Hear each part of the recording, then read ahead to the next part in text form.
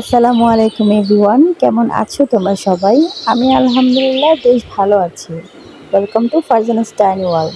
নতুন একটি blog share করতে যাচ্ছি তোমাদের সাথে। আশা করি ব্লগটি তোমাদের বেশ ভালো লাগবে। তো মাছগুলো আমি ভালোভাবে আগেই নামিয়ে রেখেছিলাম, যেহেতু আজকে একদমই ঘুমাতে পারিনি, খুব ভোরবেলায় ঘুম ভেঙে গিয়েছিল। তারপর ভাবলাম যে আর কি এখন ঘুমালে তো আর রান্নাবান্নাটা সময় মতো করতে পারবো না। তো ইব্রাহিম ঘুমাচ্ছিল আর এই ফাঁকে হচ্ছে আমি রান্নাবান্নার কাজগুলো একদম কমপ্লিট করে ফেলছি।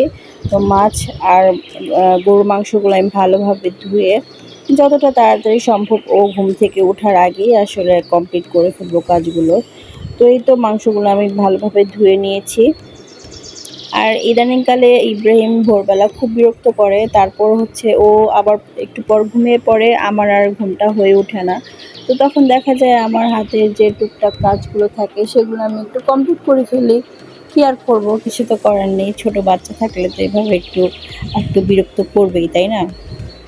তো এখানে আমি পেঁয়াজ দিয়ে দিচ্ছি। পেঁয়াজগুলো হচ্ছে ভালোভাবে একটু ভেজে নিব।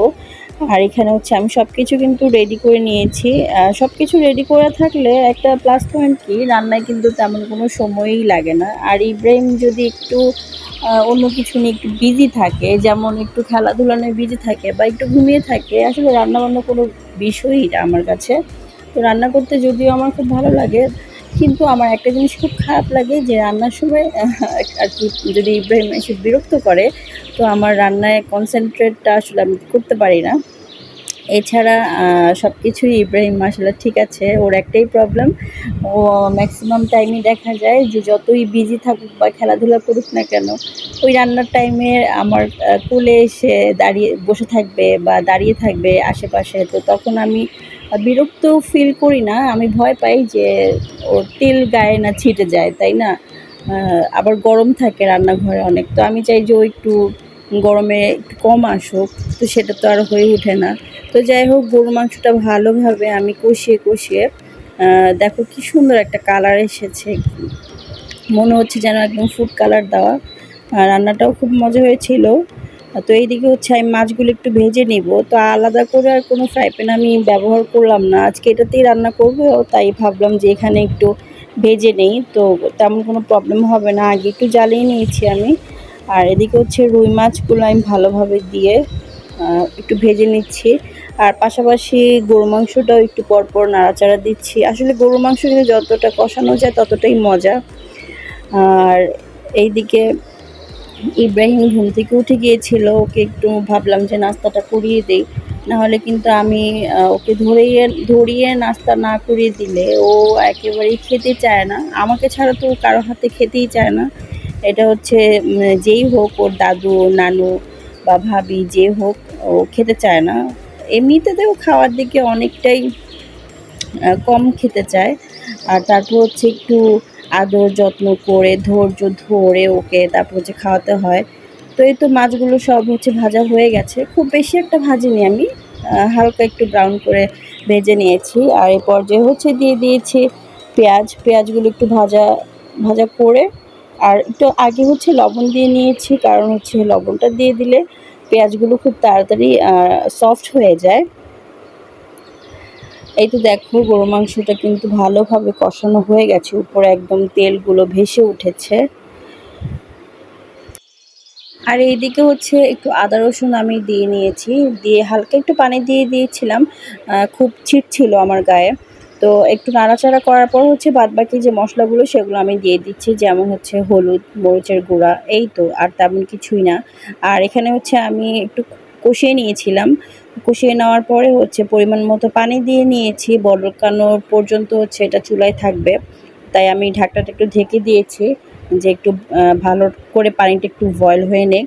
আর পাশাপাশি হচ্ছে ওই চুলায় তো আমি বারবার একটু পরপর হচ্ছে নাড়া দিচ্ছি। তো এই ফ্রাই প্যানগুলোর প্রবলেম হচ্ছে যে সাইডে যে কাঠগুলো এই দেখতে পাচ্ছ তোমরা, অতিরিক্ত হিটে কিন্তু রান্না করলে হচ্ছে ওই হিটটা হচ্ছে ওই সাইডে লেগে কাঠগুলো পুড়ে যাওয়ার একটা সম্ভাবনা থাকে। তো এই বিষয়টা আমি তোমাদেরকে একটু জানিয়ে রাখলাম যে আমার মতো যে ফ্রাই প্যানগুলো যারা ইউজ করো সাইডে হচ্ছে কাঠ দিয়ে অ্যাডজাস্ট করা, সেগুলো হচ্ছে একটু খেয়াল করে রান্না করতে হবে, যেন খুব বেশি হাই হিটে আসলে রান্না করা ঠিক হবে না, পুড়ে যাবে।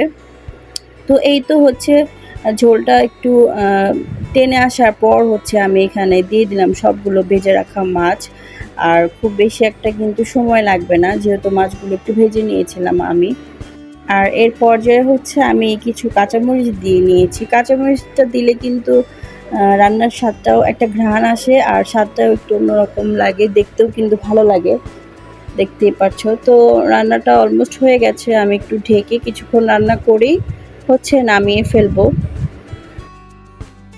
তো পাশাপাশি ২ রান্নার মধ্যে দেখো একটা রান্না হয়ে গেছে, আর আরেকটা রান্নার কিন্তু এখনো কোনো খবরই নেই। এটাই হচ্ছে মাছ আর গরুর মাংসের মধ্যে পার্থক্য। মাংসটা হতে তো অনেক সময় লাগে। তো আমি কিন্তু আলু দিয়ে দিয়েছিলাম। আলু দিয়ে কিন্তু এই যে ভালোভাবে কষিয়ে নিয়েছি। এখন তেলগুলো আবার উপরে উঠে যাওয়ার পরে কিছুক্ষণ রান্না করে নিয়েছি। তারপর এই পর্যায়ে হচ্ছে আমি আমার পরিমাণ মতো ঝোলের পানি একেবারে অ্যাড করে দিয়েছি। যতটুকু ঝোল রাখতে চাই ওই পরিমাণে হচ্ছে ঝোলটা এই পর্যায়ে দিলেই হবে।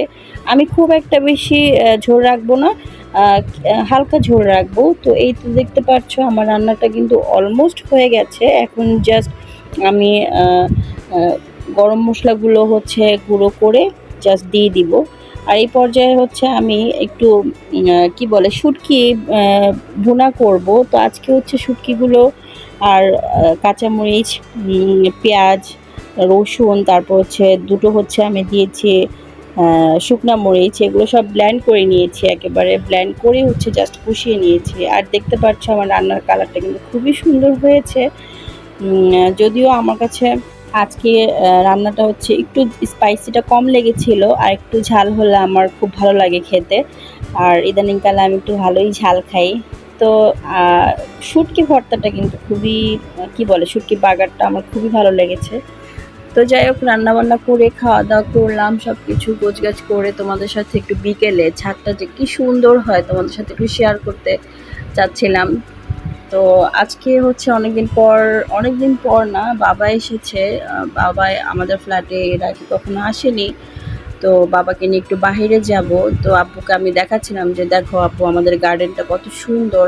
কিন্তু এই গার্ডেনটা কিন্তু আমার হাতের করা না। এখানে ফ্ল্যাটের যে অন্যান্য সব মেম্বাররা আছে ওরা হচ্ছে এগুলো করে, আমার আসলে অতটা সময় হয়ে ওঠে না। তো আজকের মতো এখানেই বিদায় জানাচ্ছি। সবাই ভালো থেকো। সবাইকে জানাচ্ছি আল্লাহ হাফেজ। আর আমার ভিডিওগুলো যদি তোমাদের ভালো লেগে থাকে অবশ্যই সাবস্ক্রাইব করবে। সবাই আল্লাহ হাফেজ।